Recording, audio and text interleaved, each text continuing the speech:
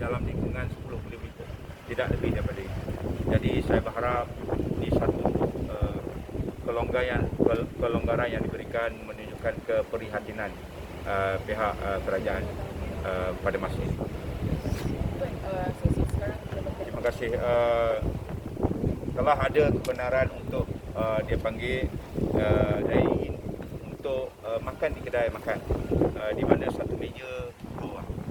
Jadi kebenaran ini macam saya kata tadi memberi sedikit peluang untuk kita menikmati makan di kedai. Tapi saya memberi ingatan janganlah kita rosakkan ataupun kita cemarkan kebenaran yang pihak kerajaan telah berikan ini dengan tidak memaki. Tambah jadi 3 orang satu meja, cantum meja jadi 2 meja jadi 6 orang. Ini yang telah kita pernah lalui sebelum itu. Jadi ini kali kedua dibenarkan, jadi patutlah kelonggaran yang telah diberikan kita gunakan semanfaat ini sebaik mungkin bagi memastikan bahawa secara bergili-gili kita dapat menikmati suasana yang pernah kita nikmati satu ketika dulu. InsyaAllah ianya bagi daerah Kuantan saya yakin masyarakat boleh lakukan.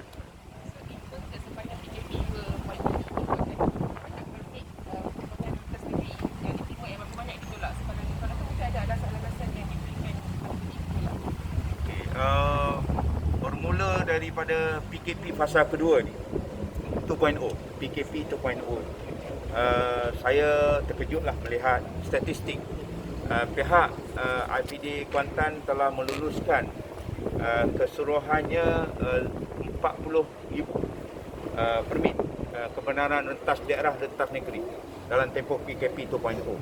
Dan saya masih ingat lebih kurang dalam 2,600 kita terpaksa tolak. Maknanya permohonan lebih kurang 42,600. Jadi alasan yang kita terpaksa kita tolak selepas kita meliti ada yang tidak menepati kebenaran yang syarat-syarat yang diberikan.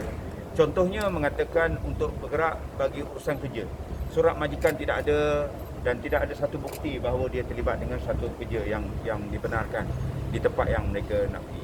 Kemudian yang kedua mengatakan untuk ziarah saudara di luar daripada daerah dan juga negeri. Kita tak boleh benarkan. Buat sementara ini insya-Allah kita bersabar di mana PKP kita ini sehingga 18 Februari.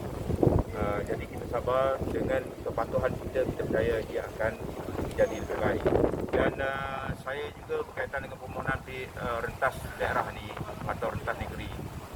Saya minta supaya dan juga saya berterima kasih orang ramai yang datang ke IPD Kuantan ini mematuhi sesuatu yang telah kita arahkan. Namun itu akan ada kelewatan kerana ramai kita proses.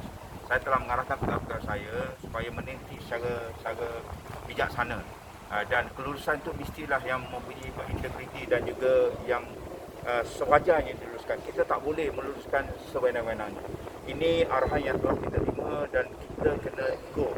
Jadi mana-mana yang diluluskan saya minta bergeraklah dengan baik, mematuhi SOP.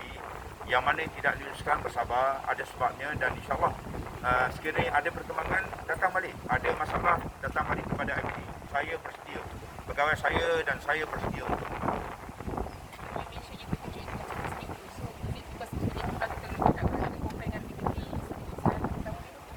Memang banyak, tetapi yang saya dapat mengatakan ini banyak kerana setiap kali kita meluluskan dalam tempoh 24 jam, kita akan membuat satu ulasan laporan untuk diangkat kepada pimpinan.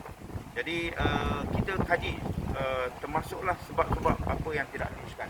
Kerana ini akan juga diteliti dan merupakan satu kajian kita pada selepas kiranya insya-Allah COVID ini telah selesai, kita akan melihat perkara ini.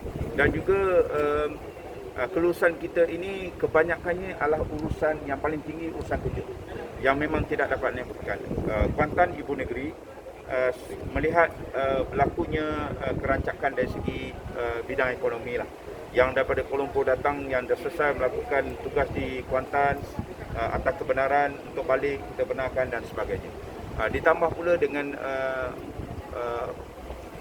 pengaturan pengurusan untuk anak mengambil peperiksaan. Jadi ini telah kita bersedia dan alhamdulillah setakat ini berjalan dengan baik. Untuk yang kedua ada keluarga IPD yang dikuranti bersukseskan kepada kontra apa